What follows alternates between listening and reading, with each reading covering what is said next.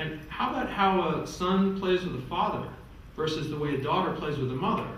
You know, and how what the father wants to do with the boy, and what the mom has in mind for playing with the girl, and what about daddy-daughter play?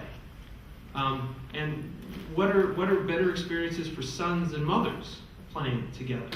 So right there, you have 12 different points of view.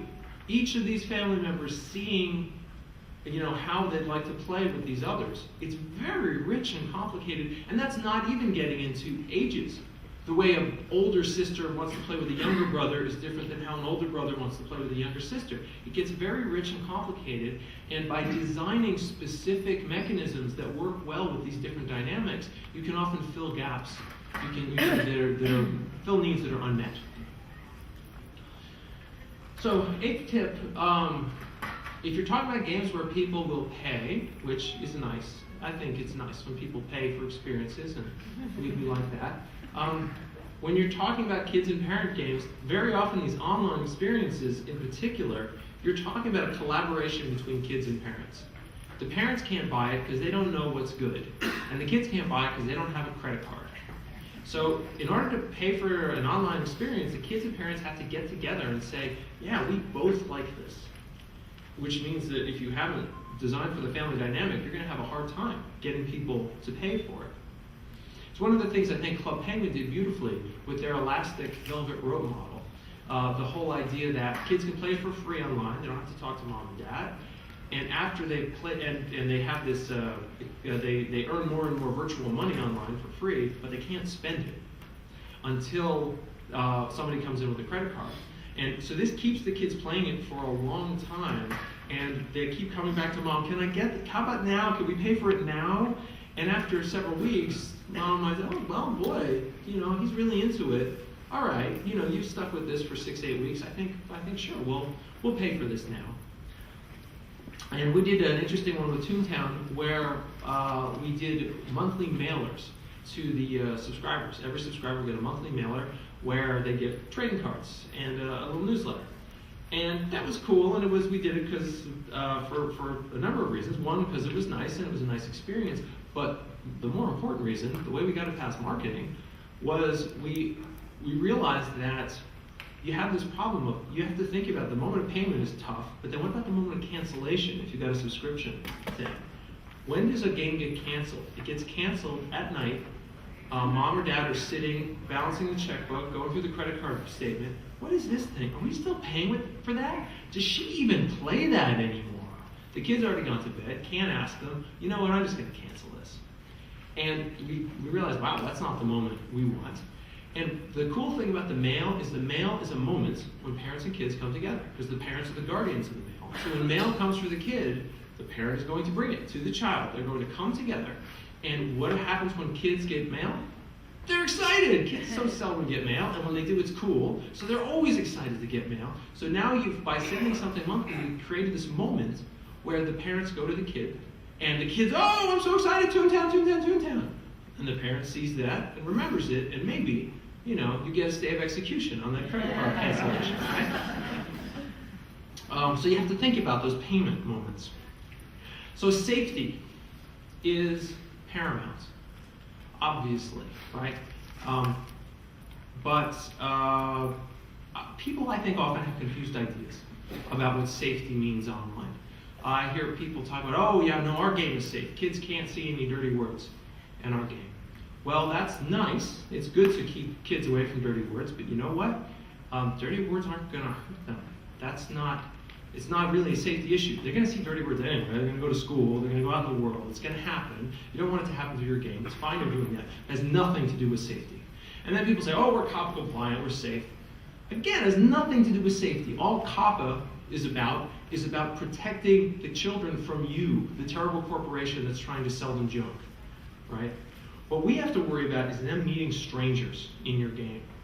So this was an example here. Alicia was a young girl who'd been in an online chat room, and she'd met a stranger online in 2001, and she'd been having kind of a tough situation at home. I think she was about 13 when this happened. And so she was feeling kind of alienated from her parents. She's talking to this stranger online. eventually he makes an appointment. You know what? Why don't we meet? I'll pick you up outside your house. And so on New Year's Day, 2002, he makes an appointment to pick her up. And he picks her up and takes her out of state from Pennsylvania into Virginia, across state lines, and locks her up in a cage in his house and begins to systematically abuse her. And this is a picture that he posted of himself online with all his torture equipment that he keeps in his garage. So this is what we have to worry about when we make online experiences. Not that kids might see a four-letter word. This is the real thing we have to worry about. When when we made Toontown, we did a thing we never told the executives about. We had the art director put together an image of Time magazine on the day that the first kid got abducted due to us not making our name safe enough. And we like, I want you to do this magazine cover so we can all look at it and burn it into our brains so that we make sure this never, ever happens. Because normally when you write software and it's bad and there's a problem, it's just a bad game, and who cares? When you're talking about online experiences where people can talk to each other and people can talk to kids, you are in a very, very dangerous place. It can be safe, but man, you have to decide you're going to take care of it. Now, Alicia, fortunately, was rescued. This guy was so bold, he started posting pictures of his prize online. And somebody, saw one of these and knew where his house was and called the FBI. And she was rescued and made it home. And so she's alive, but somewhat worse for the wear. So tip number 10 is you need to design for the family as well as for individuals.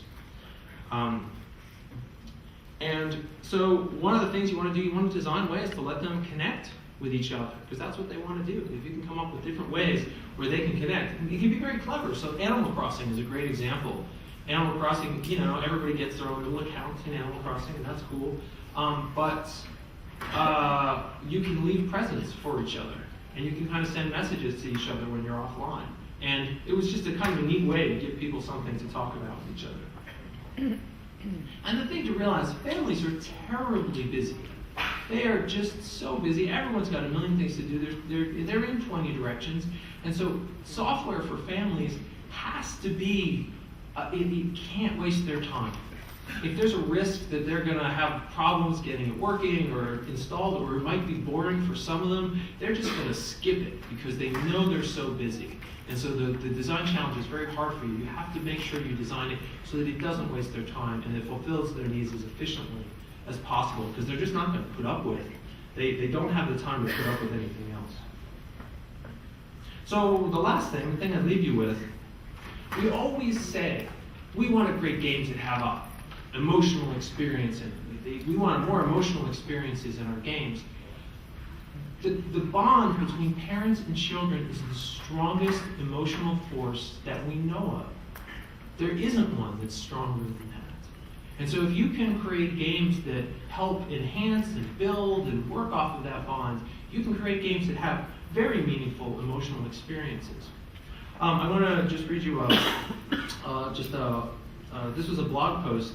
So after we did Pixie Hollow, people started blogging about it. That was fun. And so this was, a mom had posted this on her blog, which she calls, the blog is called Dispatches from the Pixie Glade.